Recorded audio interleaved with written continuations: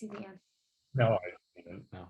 Well, hello, good evening. Welcome to the virtual event space of the Norwich Bookstore. And thank you so much for joining us tonight from wherever you are coming to us. I know that there are people joining from all around the country, maybe even all around the world tonight. And that's very exciting. If you're joining us from here in the Upper Valley this evening, I hope you're like snuggled under a blanket or something, because it is going to get a little bit frosty out there. But luckily we're all inside and going to be enjoying a great discussion this evening. My name is Sam. I work at the Norwich Bookstore. Many of you may know me from being in the store or from these events. And if you don't know us, if you're not familiar with the area, we are a indie bookstore. We've been here since 1994. We're located in Norwich, Vermont, here in the Upper Valley. And if you are in the Upper Valley, if you're in the area, we hope you'll come in and check us out one of these days. We are open 6 days a week right now, Monday through Saturday, and we're going to have extended holiday hours. So check out our website for more information on when that's going to happen. We'd love to see you in the store at some point soon. And if you're from far away, welcome, and thanks for joining us this evening. Now, we are here tonight to celebrate a book, and the book is A-OK. It is the new graphic novel by Jarad Greene. It just came out on Tuesday, and on Tuesday, Jarad came in to sign a big pile of these books at the Norwich Bookstore. If you would like a signed book, or 2 or 3 or 5, various winter holidays are coming. These make great gifts. I'm going to pop a link in the chat to buy both the hardcover and the paperback version of this book. It was published simultaneously in paperback or hardcover. You can take your choice. And we do have signed copies available. And you can pick one of those up at the Norwich Bookstore, or you can have us ship you one anywhere in the country. Our shipping rates start with USPS Media Mail, and we're happy to send these books out to you. So don't be shy. Hit that link in the chat. We will be happy to ship you a book, make one available via porch pickup, or just have one available in the store for you. And thank you so much. Your support is what keeps these events going and keeps us working, and what keeps your favorite cartoonists working and publishing books. So thank you very much. Now, if you enjoy this event and want to see other stuff we've got going on, check out our website, norwichbookstore.com, or follow us on social media. We keep a pretty busy event schedule. Much of it is online right now. This month alone, I've got 2 climate science experts talking about prosperity in the fossil fuel-free economy. I've got the keyboardist from the Hold Steady presenting a new novel. I've got the editor-in-chief of Alpinist magazine talking about a famous mountaineering hoax. So something for everyone, truly. And we'd love to see you back at some of these events. Check out what else we've got going on. And this evening, we are going to do a Q&A at the end. Of course, we'll have some time for questions for Jarad. And if you've got a great question, go ahead and put it. You can either put it in the chat. Some of you have already found that there. You can drop your question in the chat, or you can drop it in your Q&A module. That's at the bottom of your screen. Just says Q&A. Type your question in there. We will get to as many as we can at the end of the evening. And this crowd always has great questions. So send them along. We can't wait to answer them. And now, without further ado, I am so grateful and thrilled to celebrate this new book, A-OK, with 2 beloved local authors, local cartoonists. We are so excited to have them here, have them on screen together. We're here tonight to celebrate a launch for Jarad Greene. Jarad Greene is a cartoonist originally from Lutz, Florida. He now lives in the curious village of White River Junction, Vermont. Perhaps you've heard of it, some of you. In addition to his own comics, Jarad works on staff at the wonderful Center for Cartoon Studies, and he's helped to color many graphic novels for younger readers. He's also the illustrator and author of the graphic novel Scullion, A Dishwasher's Guide to Mistaken Identity, which will also be available for purchase tonight. I'll put a link to that in the chat. And you can find more information about him on his website, jaradgreene.com. His new book is A-OK. And joining Jarad tonight is Tillie Walden. Tillie is a cartoonist and illustrator from Austin, Texas. She first published 3 original graphic novels with Avery Hill Publishing before creating her Eisner Award-winning graphic memoir, Spinning, which many of you know. After Spinning, she published On a Sunbeam. Originally, that was published as a webcomic. And her latest graphic novel, Are You Listening?, won the Eisner for Best Graphic Novel in 2020. She's since released a collection, a wonderful collection called collection Lost in Space. I'm sorry, Alone in Space.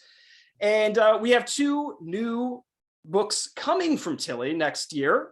So you can pre-order her new picture book, which is coming in February. My Parents Won't Stop Talking. I'm going to put a link to that in the chat.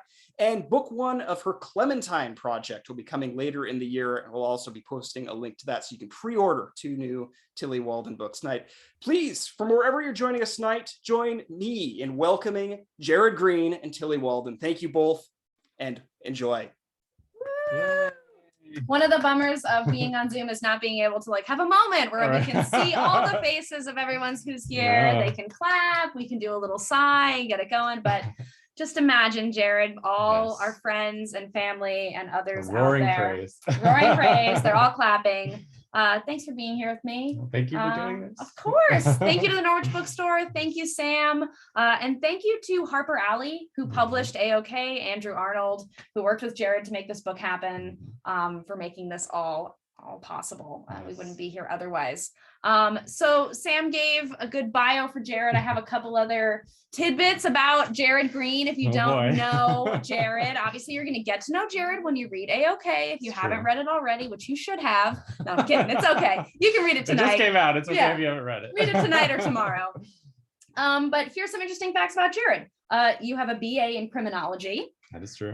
Which shocked me when I first met you 6 years ago. It surprises me even. Jarad and I are cartoonists in the same field, but we are also just friends. We've known each other for a while. 7 years. 7 years. 6, 7 Yeah, years. crazy. Yeah.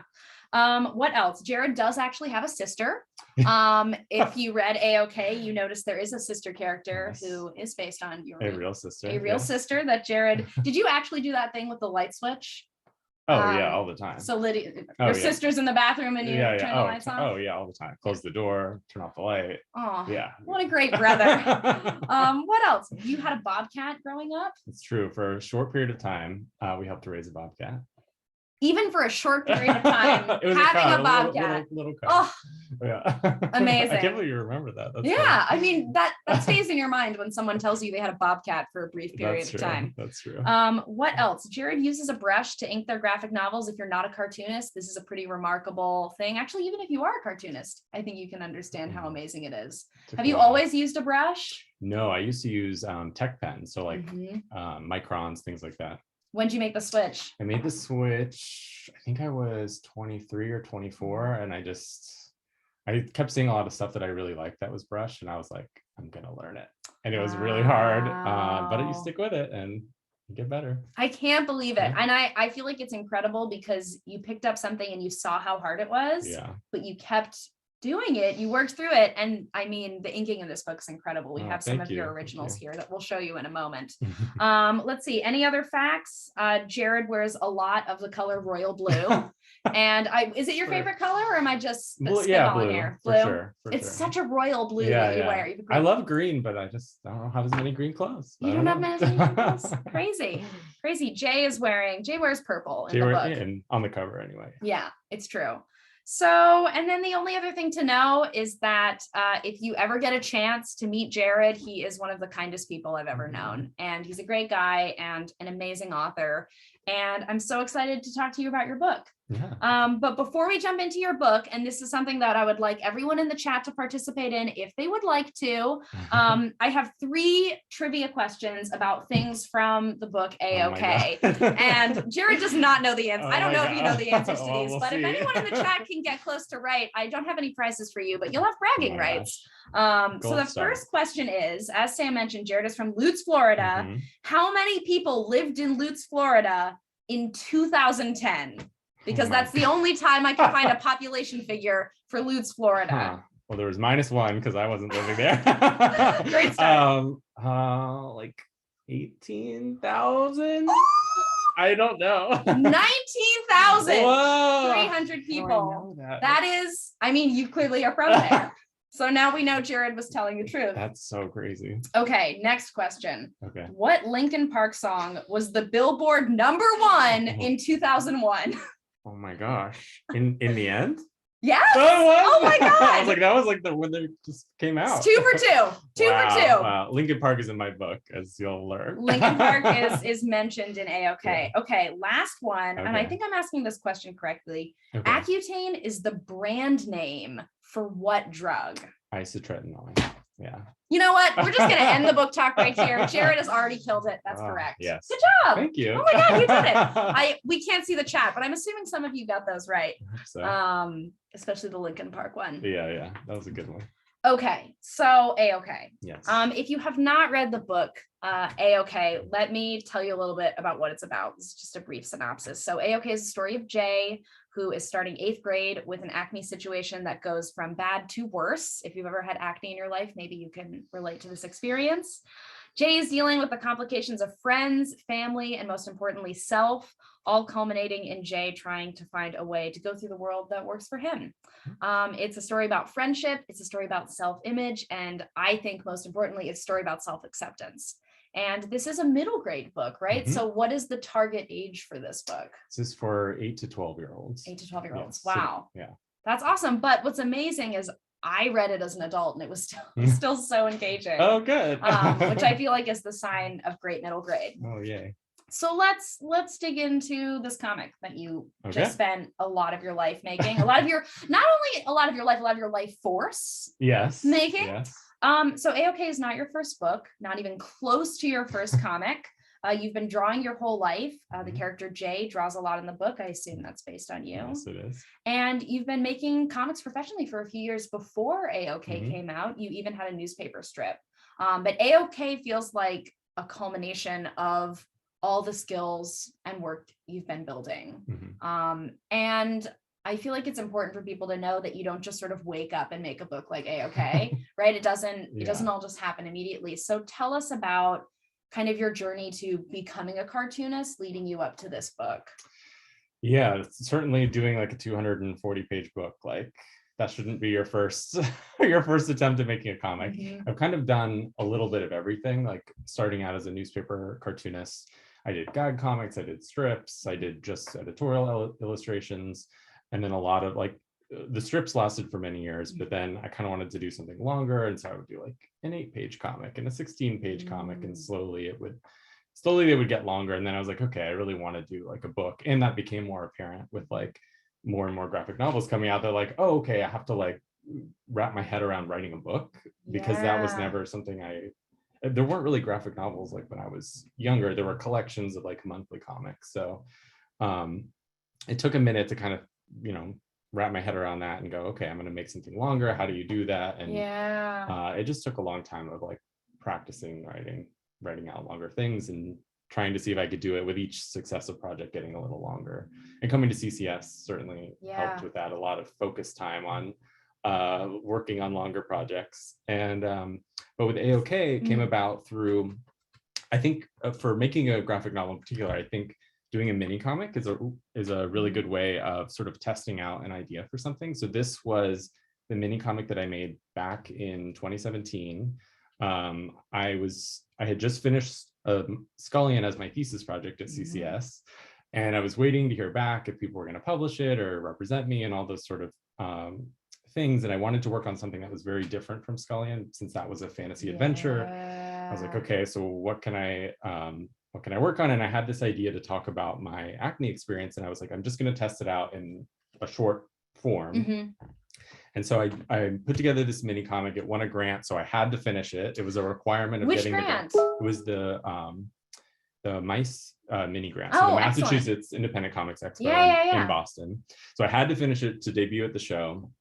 I got it all done. I printed a bunch of copies of this, and it had just like such an amazing response at the show. It was unlike anything I'd ever experienced. Like people would buy a copy of it because they saw it won the grant, they wanted to check it out, but then they would circle back to my table and say like, oh my God. Having already read it? Yeah, somehow I sat down and read it, and I was like, oh my God. And they were like, oh, I related to this, or my son or daughter went through this, my sister or whatever, like they related it to somebody in their life. And it was really impactful. And I was really surprised because it's so specific to my experience, and there's more than just like the acne there. I had like this weird arm rash thing that happened, and just like, yeah, it really struck a chord for whatever reason. And so that has always stuck with me. And then I sold Scullion, so I had to make Scullion, and it wasn't like until a year and a half later that I came back to it, and it ended on a cliffhanger, which I didn't intend to do. But what was the cliffhanger? So I went through Accutane 2 times, And so this really only deals with the first time I went through it. And so my intention was to go back and do part 2. And then so much time had passed and I was like, okay, what if I can conceive this as a book? Like, is there enough material there? And turns out there was. So I had like a whole synopsis for an extended version of this. And then over time, it kind of transformed into a fictionalized version and aged down to 8th grade. Wow. Do you think that coming up with this concept and executing it in the mini comic form and then having kind of a break from it to go work on a completely different graphic novel, a fantasy graphic novel, you haven't read Scullion, do you think that was actually like the right way for you to do it? Was it good to kind of not jump directly into A-OK? Yeah, I think I remember it being really hard to get into the swing of like this sort of like the narrative voice that I had set up in this. Like I was having a lot of trouble sort of I knew I wanted to do part 2 and I was like, it's not working, or it's just really hard. And it kind of forced me to just I guess change my writing process a little bit and like really listing out everything, like every anecdote I could remember, every doctor's visit, what the timeline of everything was. And so it helped me get really organized, which ultimately helped when I made it into a fictional work, because now I had like this whole sort of shelf of experiences to draw upon. You saying and then I could just say, oh, okay, I want to take these 5 things and leave out the rest. So, yeah. Did you always know that, and I'm just riffing, I'm off on questions. Did you always know that acne and Accutane was like a deeply defining experience, or was it until you were older that you realized? I think it was when I was older. Yeah. I wanted like nothing to do with it. I wanted it to be over as soon as it started. Like, I have very few photos of me like with acne. Like either if I took them, I threw them away or deleted them, or I just avoided the camera. Like I just was very self-conscious about it. And so it definitely, but having time, like since it all resolved itself, like definitely helped, because I had more of a perspective on it. I think had I like made the book while I was going through it or something like that, it would be very emotional and like a real roller coaster of not really having like processed the whole experience. Totally. It's I feel like acne is something that you try so hard to hide, that I feel like what's so powerful about A-OK is it is completely bringing it to the forefront. Not only is the acne, I think, probably the biggest part of the narrative, or one of the most important parts. It's oh no, I totally lost my train of thought. What was I going to say? It's the most important part of the narrative. I lost it. Oh, it's okay. It's gone. It's disappeared. Okay. Yeah, you can't like hide. There's no way to hide it. It's a medical ailment that like everybody can see, and the one thing you want is for like nobody to see it. I know. I know. And I know obviously Jay is a different age than you were, but it strikes me as kind of special that, you know, when you have acne, you don't see yourself so much, and you were drawing yourself so much. You were drawing your face with acne on it. And it's funny because even when I would do like little memoir comics way back when I had acne, I don't think I ever would draw it. I was too like ashamed of it. It's so funny. Come a long way. Come a long way. And I am not surprised at all that the success of that mini comic and people connecting with it like tipped you off to knowing that. And I think the same thing is going to happen with A-OK. But what's remarkable is like having a mini comic at a show is one thing, but having a book in libraries and in schools for kids to read is it's just remarkable. So that's how you got to A-OK. Yes. Let's talk about how you made it, because I'm sure there's some people in the audience who maybe have made some graphic novels. I think I saw some names, but so you have a mini comic and you have all this writing you did about all these experiences. How on earth did you turn that into a finished, fully colored graphic novel? Well, so the one weird thing about my process, which I don't know if this will upset people, is that I don't write a script. High five. Neither do you, right? No. That's why we're friends. But so I had the timelines and all the anecdotes written out, and then from that I made a synopsis. So it's super detailed, like what are all the events of the story. Sometimes I'll do like an outline where it's more like quick sentences, and then I'll expand upon that to make it more like an essay, like just a full-length essay of the whole book. And then I have that sort of on my left, and I have the blank piece of paper on my right, and I'm just writing the scene and drawing it at the same time. You're going straight into like drawing the comics page and filling it in. Yeah. So here, like I have my. Yeah, if I can get the. Yeah. So this is my thumbnails. They are kind of detailed, which Kind of detailed, Jared. I can't help it. They've gotten bigger over the years. I don't know why, but they just. I don't, Your maybe eyes, I'm going old blind. age. Oh no. But yeah, so I do this for the whole book. Like this is just I have to kind of see how the scene is laying out, and the working this way though, you have to be okay with redrawing. Like that's just part of because I don't have a script that can easily be retyped. I'll collect this. So here. So this is like the stack of it printed out, all of the pages done. And so this is what I send to my editor when it's all done. And it's covered in sticky notes. It's covered in sticky notes because he sent me notes and then I was taking notes and yeah, and then you just have to edit and delete and add things until it's all right. And then from there I drew it digitally and inked it with a brush. And pause on the drawing thing. How do you feel about like sending in all these thumbnails that you've worked so hard on and then like wrestling with editorial feedback? It's like, how does that work for you? I love it. I love getting the feedback. It can be overwhelming. When I've talked with like students and things, I always say like, read through all of it. Yeah. And then like, don't respond. Don't make any edits. Like sit on it for at least a day. Just like let it all sink in. Cause I think a totally normal reaction is to be really defensive. Like, no, it's right. It's right. But it's like, okay, like hear out what's being said. And you can disagree. That's the great part about working with a good editor is you can say, no, I want this in the story for reasons X, Y, and Z. And they're usually like, okay, fine. It's all about getting on the same page and making sure it's like, it's clear and, if something's confusing, I don't want it to be confusing. So totally. It's it makes sense to fix it then. And then slowly just kind of chipping away and working this way. I just have to like redraw thumbnails. But once you have a whole draft, it's actually a lot easier. I think it would be harder if I was sending in like a chapter at a time. Like then I just feel like I would never finish.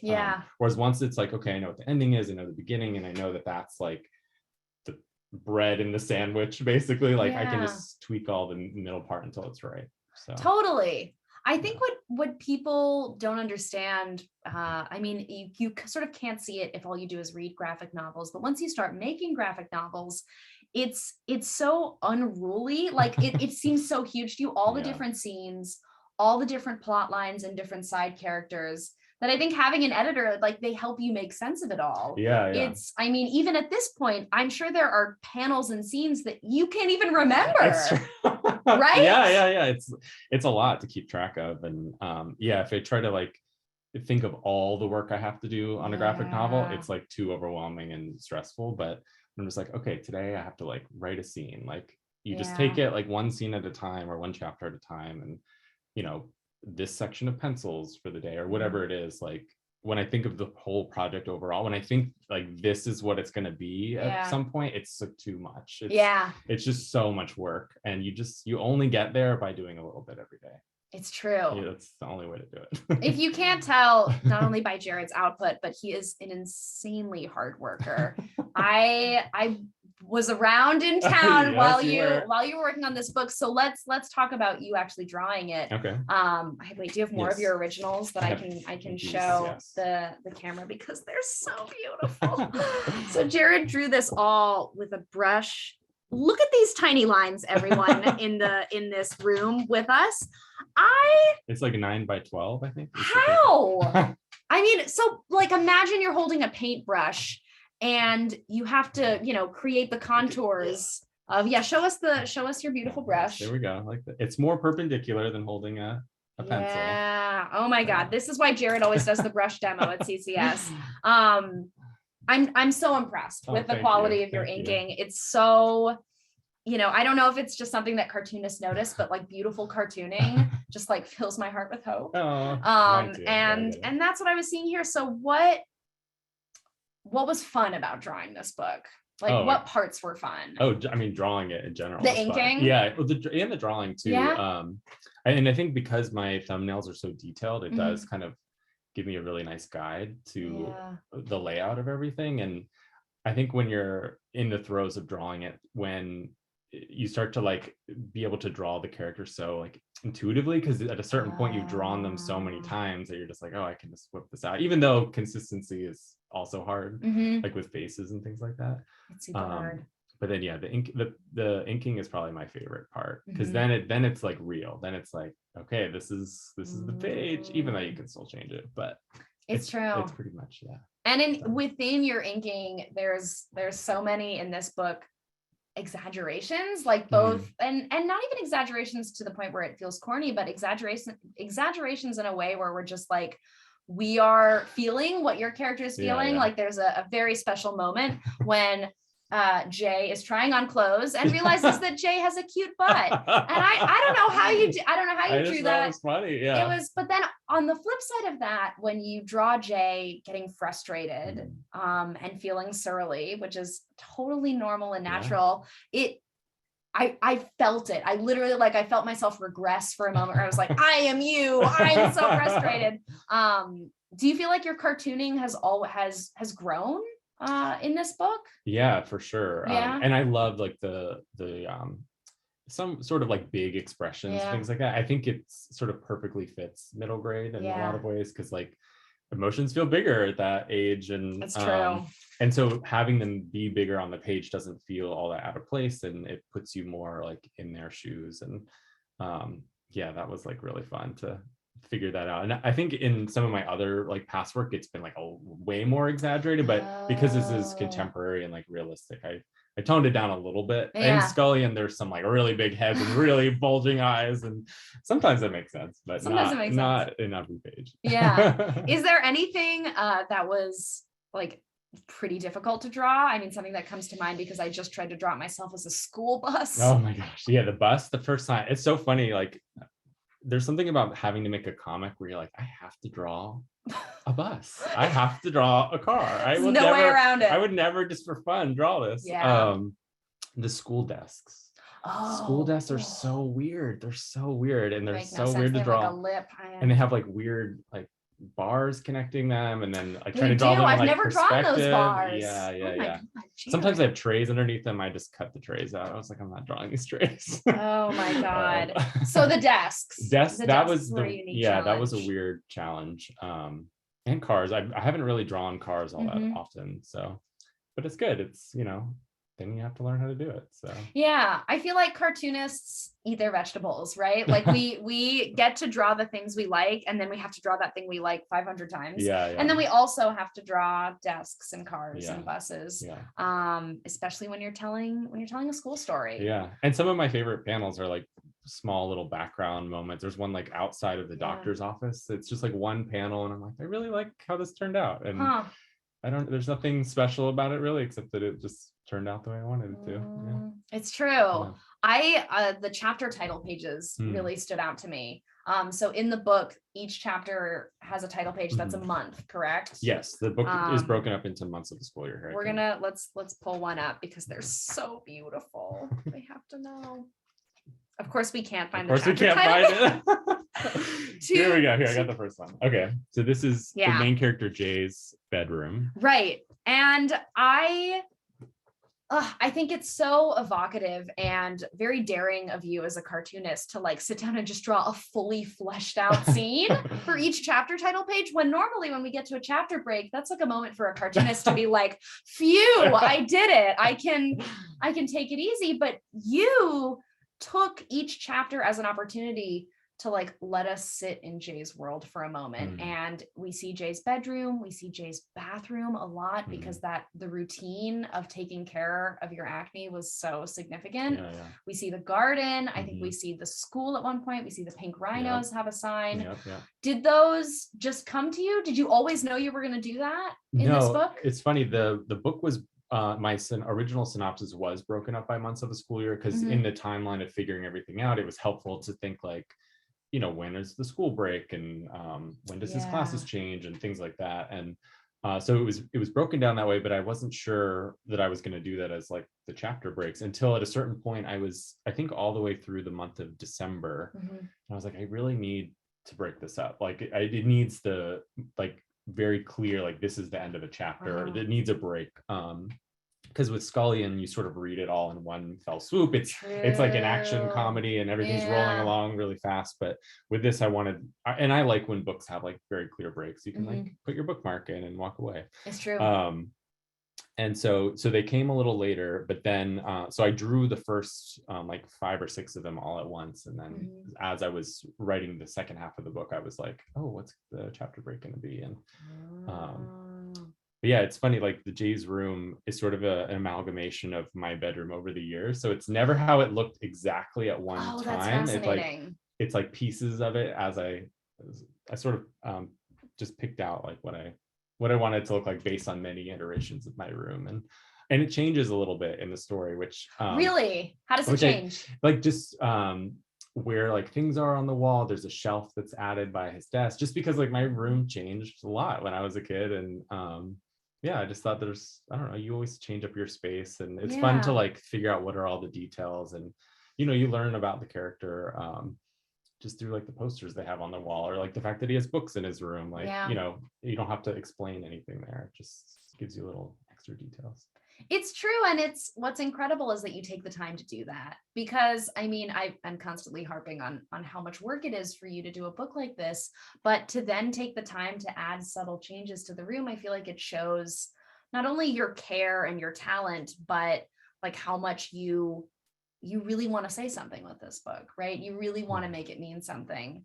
And so the story is semi-autobiographical, right? So there are pieces from your life. And like we were saying before, the character was aged down. What from the book do you feel like it was really important that kind of had to be true to you? And like, what did you sort of feel willing to kind of play and change with? Like the bedroom being an amalgamation of all your rooms is amazing. Yeah, I think yeah, I mean, he's really similar to me, and I think he also is maybe like a little more outwardly stubborn. I think I was more like keeping it inside, stewing kind of a kid. But yeah, it's funny. It's like it still feels like me, even though it's like it's like different. I don't know, here and there. It's hard, and it's also, I think, hard when you draw a book with your own 2 hands to not have everything kind of be reflective of you. Yeah, and the fact that it's like fictionalized, like I felt okay with like making changes. Like even his hair was like different than mine, and it's true, I've seen pictures of you when you were younger. It's very very different. And yeah, I don't know, there's something nice about not having to be so like rigid, like it has to like perfectly be autobiographical. And I think that was what was holding me up with the like original incarnation that I was thinking was, you know, what does it mean if I take this out, or is that dishonest, and all these. And I think there's many great examples of doing memoir stuff. We've done memoir stuff, and but for me, I really like the freedom of being able to go like, oh, I don't need to include this, or I can tweak things as necessary, and it's fine. I think it's amazing. I think it's really liberating, and I think it's really wonderful, because I actually think it might even help you get at like the core of your story and the truth more, because you're taking a boat ride into your history, and you can bypass certain places. I mean, maybe that's a very bizarre way to describe it, but no, you're right. You kind of cut out some of the unnecessary details, because if I were to like put everything in here, it would be like too much information, like too boring. Like even all the doctor's visits I had, like I mean, you don't need like 200 pages of just doctor's visits. It'd be so boring. No, it's true. I can take what you need and leave the rest. You take what you need, and you work hard to like craft a narrative, which is what you did here. How many pages is this book actually? I think 238 or 240. Oh my God. Yeah, it's a lot. Speaking of 238, this entire book is in full color if you haven't seen a copy. And now I am a stickler for colored comics. I do not usually like colored comics. And for the longest time, the only copy of AOK I was able to read was the ARC, which had a couple colored pages in it, but was mostly your pencils. But Jarad's pencils were so tight, could read the whole story and enjoy it. And I sort of came to believe that was the way your book would look forever. And then this copy showed up not too long ago at your door in an enormous box. Multiple boxes? Multiple boxes.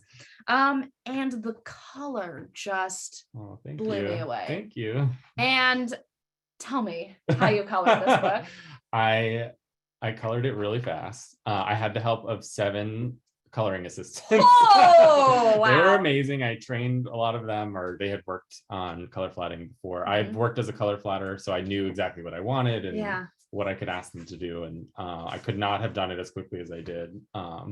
Yeah, I colored it in like 35 days. It was wild. But I don't know, there's something about like necessity being the mother of invention, and you just sort of become really clear about like what you have to do. And and once the color palette was established, it becomes a lot easier, and then it is just really very technical and like, okay, I need to shade this page, and I know I've done it 100 times before. So it's really amazing. It's I feel like cartooning is sometimes like, what do they call like actors, like triple threats, right? We can sing, we can dance, we can act. Right. In cartooning, it's like you're writing, you're drawing, you're coloring with the help of a lot of people, but you're still coloring. It's everything that you are feels like it's in this book. And I mean, I had considered like working with a colorist, and I would have loved to have hired a colorist, but I think because it's based on my life, if like the bathroom had been colored orange and like the mom's hair was blonde, I'd be like, no, it's not right. And even if I had the even if I was able to give them like reference pictures, you know, then they still have to check everything over, and it just felt like I didn't really even have the time to collect all those references. I just have it all in my head. I know how I want it to look. So ultimately, I think it was more straightforward to just do it myself. Do you feel proud of what you've done here? It's honestly, it's so hard to like, it's like you were saying, because I saw the ARC for so long. It's so weird to flip through and it's all in color, even though I've seen all the pages before. It's so cool. I kind of can't believe it. How does it feel to have it out there and done?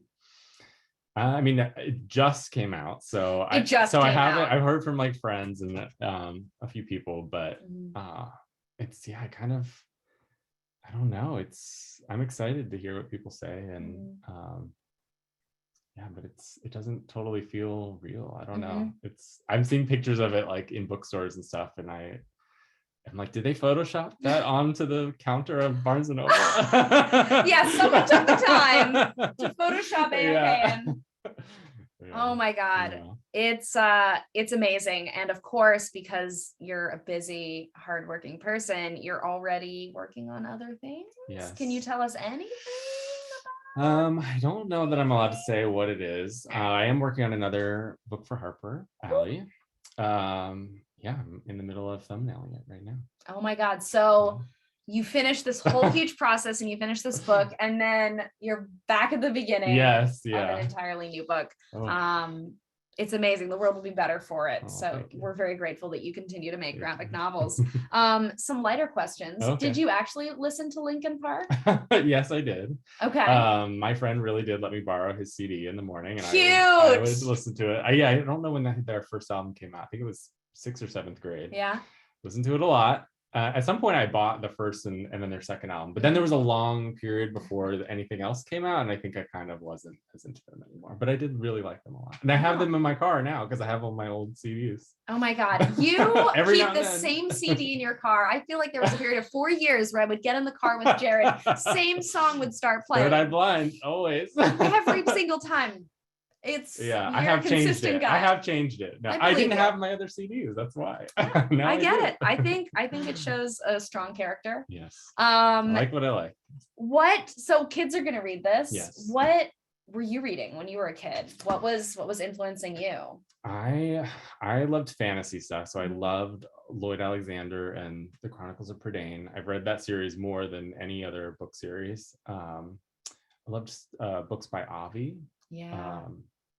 And The Hobbit was big. I didn't really get into Lord of the Rings, but The Hobbit. So a lot of fantasy stuff, and then plenty of contemporary works as well. Of course, now I'm blanking, but that's okay. What if there is anyone in the audience who has a kid in their life that they're excited to get AOK for, and they buy it for them, and that child reads it in 10 minutes and loves it and wants more? Gosh. Don't worry, they're gonna take a little bit longer than that. I hope so. What other kind of middle grade or young adult graphic novels do you feel like a kid would really love if they loved AOK? I think they would love Stargazing by Jen Wang. It's a great book. It came out about a year or two ago. Salt Magic by Hope Larson and Rebecca Mock, which just came out, and it's really, really good. If you want like a contemporary book with some fantasy flair. Be Prepared by Vera Brosgol. Good choice. Yeah. Yeah, and all of Raina's books, of course, like those kind of fit well beside this. And they do. Yeah. Those are great recommendations. Cool. All right, why don't I now push my glasses up like a dork and look at the chat. Don't look, Jarad. I don't know. It's just too much for him to take in. So does anyone have any questions for Jarad? And if you need a moment to think about, look, the Q&A has a 1. Look at that. Ooh, good question. What was the hardest scene or character you had to cut? So in the book, I talk a lot about when you're on Accutane, it really dries out your skin, especially on your face, like very badly. And you have extremely chapped lips all the time. And I talk about it in the book a lot. He talks about how he can peel layers of his lips off. Like I seriously one time just like the whole Jarad, stop. It's like that scene in Batman Forever or whatever where he has the plastic lips. And I had a scene where you see it happen and it just we cut it out. I can't remember. It's not middle grade anymore. But it was a little gruesome. I don't know. I liked how you could see it, but also it was kind of repetitive because like he already talks about it. You see the chapstick, like it was just one of those scenes. It just was a little unnecessary.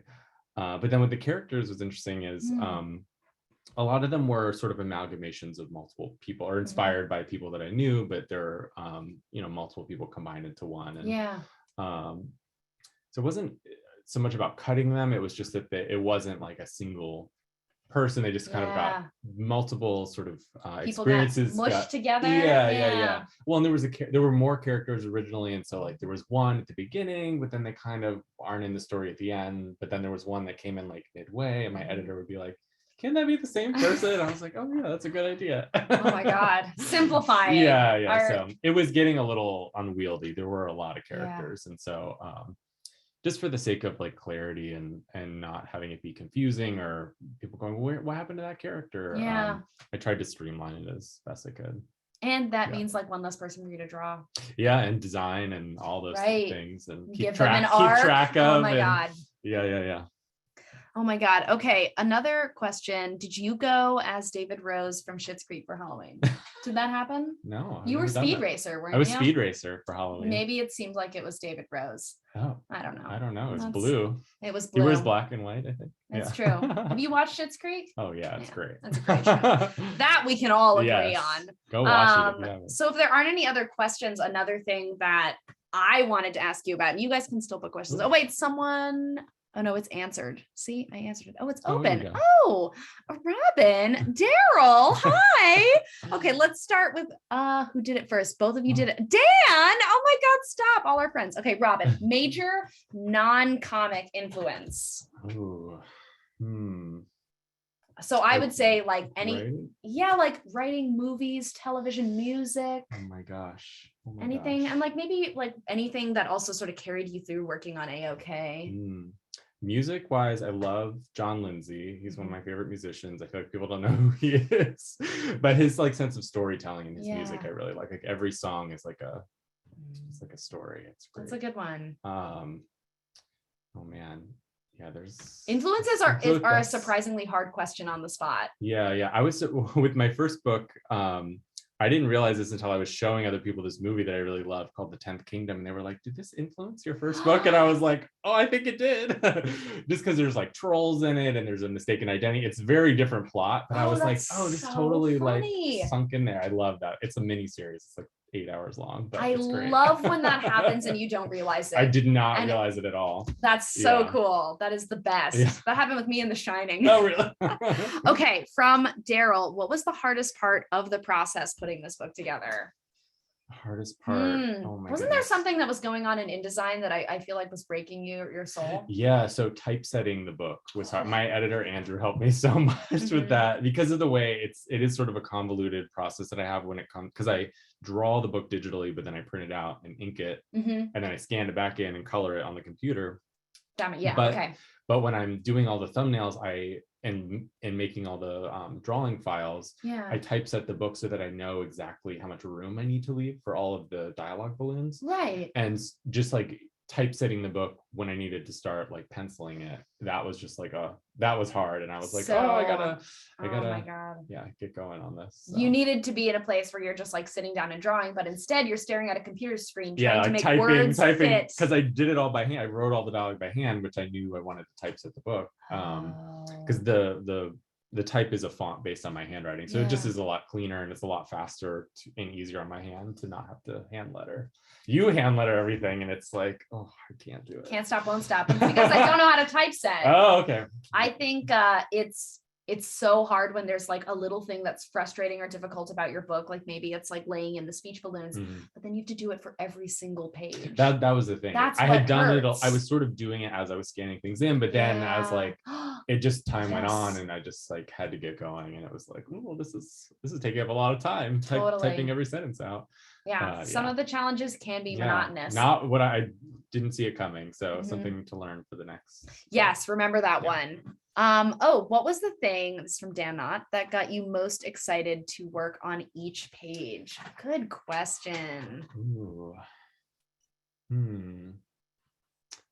think it was probably figuring out the like expressions and things like that, because I mean they're in the thumbnails, but then knowing that I'm like, I'm making the like final version of that expression, because sometimes they're very loose, but I think so much of a graphic novel is told through character acting, and so spending time on that's like my favorite part. I think it's the character acting, so it's really fun. And it's really fun when you nail it. Yeah. And then there's some things where I'm like, I think I need a reference for this, and I'll like hold my hand in a weird way and I'm like, oh yeah, my thumb does go in that position or whatever. And you're like, oh, it's stuff like that. It's fun to figure out, but yeah.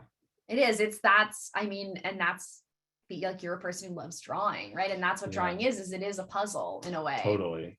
Is figuring that out. Yeah. Like different nostrils, different fingers. Yeah. It's all like drawing a character from like a weird angle. And you're like, how am I going to figure this out? I know. I still can't do this, like an above below angle. Okay. From Carrie, who I think is in England. Yes. Hi, Carrie. Did you find the process of creating the book positive/therapeutic or more difficult in reflecting on that period in adolescence? I think it was definitely positive and therapeutic. Yeah. There's something, and I think writing out the original memoir version was extremely therapeutic. I think I kind of got it out of my system. I organized all my thoughts, like I said. And yeah, I think if somebody like my agent or editor had been like, we want you to write a fictionalized version of your acne experience, I would have been like, no, I'm not doing that. Like, I don't want to do that. I want to do this memoir version of it. Like, I would have been stubborn about it. But I think getting out that original version, just like out of my head, was sort of like, okay, I don't need to make this a book, but now I have all this information and I can like make something else with it. And that version was also more like negative and just kind of it was a bit like grimmer and just sort of not the kind of vibe that I personally have. And I'm like, I don't know that I want to spend 2 years working on a grim book. So I got to make it more positive, and so that was good. It felt really good working on it. So it sounds like almost some of the therapy was in being able to make this condensed raw version of it. And then to have time to process and create this final product. And really think about like, what do I want to like make and put out into the world and like stand behind. And I want it to be like a positive book for kids. Like that's if I'm going to spend hours and over a year of my life working on something, I want it to be like good and fun. It's true. It's true. And I just saw that Joshua was asking, who missed the first 5 minutes, how do we know each other? And do you have a comics peer group now that has gone away with the pandemic? Jared, how do we know each other? We met in my first year at CCS. Tillie was in the class above me. Tillie was the first person that I met. I walked through the doors of the post office building, which is one of the buildings CCS works out of. And you came running across the room. I mean, you're like, are you a first year? I remember yelling. I still remember that. Been friends ever since. We've traveled and it's been fun. And what about your comics peer group here and around CCS? I mean, we have sort of a magical like comics community here. It's kind of wild. I've never known so many cartoonists, let alone that all live in one place. It's been, I mean, I guess it kind of hasn't totally gone away even during with the pandemic. Like I've Zoomed with people and we show each other our work and get together. Yeah. We get together all the time and we're like, oh my gosh, I have to tell you this thing I'm working on Constantly. And that's really nice. Like I never had that, like all the years prior. I came to CCS when I was 26 and like I knew like 2 other cartoonists, but we weren't really friends and we never met up or talked about our work or anything. And until I met like a friend of mine who's an author, and like then that was right before coming to CCS, and like seeing how nice it is when you have peers who understand what it's like to go to work on something like a graphic novel, which it's such an amazing job, but there are a lot of challenges to it. And so having people who get what I'm saying when I'm like, typesetting is horrible, you're like, I know. We can get it. Yeah. We can get it. Yeah. It's true. And then Coco was asking, you mentioned changing the story to a middle grade from a YA age group. What is the difference you found in telling a middle grade versus YA? What do you? Well, it would have been for adults technically. Oh, okay. Yeah, Interesting. yeah. As I learned, because the character would have been like 22, 20 or 23, I want to say. And the character's age affects who the readership is. Yes. Not even though I feel like college age can be considered young adult. Some people in publishing don't agree, which is fine. But what was it about? Would you ever consider doing anything young adult? Yeah. I think it's teens? just, definitely. I think it kind of depends on like the themes of the story. Yeah. And sometimes you can't really figure that out until you've written something. Like I don't always know what I'm trying to say until I've said it. And then it's like, oh, okay, this book is about like friendship and like coming of age. And like that makes it more middle grade as opposed to like more like relationship driven and like the future, stuff like that. It makes it more young adult. I don't know, the stuff I've been writing lately just kind of fits middle grade. It's more, it's a lot of like friendship stories and coming of age. So I think that's perfect. Yeah. So the last question is from me, because we're gonna begin to wrap this up. Okay. This has been an amazing conversation, but who do you hope reads this book? Everyone, the whole world. Good answer. I mean, I hope kids who are going through acne issues read it and know that they aren't the only one who's been through it, and that it does, they will come out the other side of it. But also people who don't experience acne problems and can understand what somebody's going through, and knowing that there is like an internal struggle there that they may not want to talk about or they may not express, but it's certainly happening. And just to help there be better understanding. I think that sounds great. Well, everyone, thank you so much for joining us. Yes, I'm going to move the Q&A box so Jarad and I can see Sam's lovely face. We were not able to see the faces or hear the voices of all of you who were here, but we saw the little chat number dinging. Yes. And we just appreciate you being here, being in authors, a hard job, and it's still a pandemic. And Jarad made an incredible book, and I wanted you all to be here to hear about it and enjoy. Yes. Thank you all so much for coming. Thank you for coming. Remember, you can get a signed copy from the Norwich Bookstore. Look, we all have copies of A-OK. How funny is that? You're missing out if you don't have one. Yeah, this is link. We're going to bully people. If you don't have a copy, you're not cool. Jarad has a shelf right there, but you can't have those copies. Thank you so much, everyone, for joining us. Yes, thank you. And Jarad, keep making books. I will. Indeed. And thank you, Jarad Greene, Tillie Walden. Jarad, congratulations on this wonderful new book, A-OK. You can get your signed copies to the Norwich Bookstore. You can pre-order Tillie's upcoming books. You can pick up all sorts of fun stuff. So do check out that link in the chat or come in and see us. And thank you so much to both of you. Have a great night. And wherever you're joining us from this evening, be safe, read good books, do good work, and we will see you next time. Thanks. Thanks, Sam. Bye. Thank you all. Thank you.